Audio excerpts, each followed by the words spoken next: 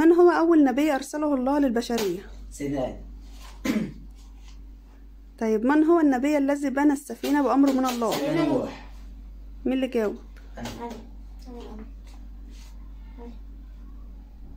طيب من هو النبي الذي ألقي في النار ولم يحترق؟ سيدنا إبراهيم. صح. طيب من هو النبي الذي كان يعرف بكونه كليم الله؟ سيدنا موسى.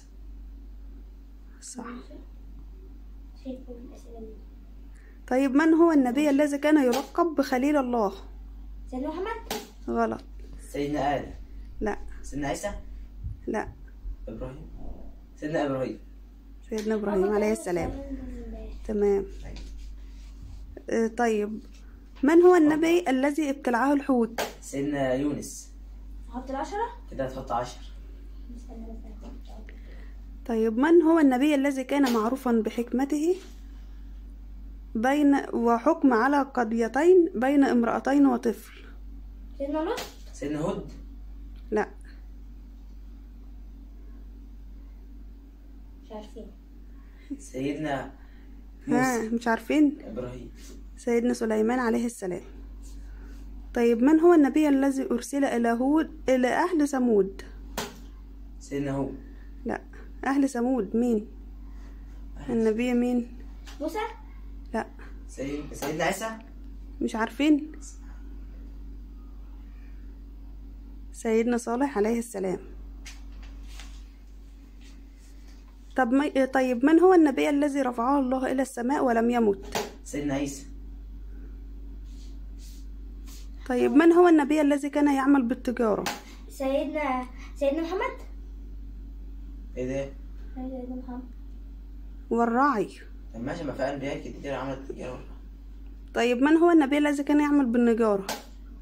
بالنجارة؟ سيدنا نوح. كان نجار. سيدنا إبراهيم. سيدنا نوح عليه السلام. من هو النبي الذي كان والده نبيا وابنه نبيا؟ سيدنا سليمان. غلط. سيدنا النبي مين؟ إبراهيم.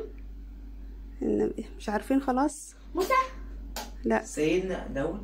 ما داود سليمان. النبي مين كان ابنه نبي؟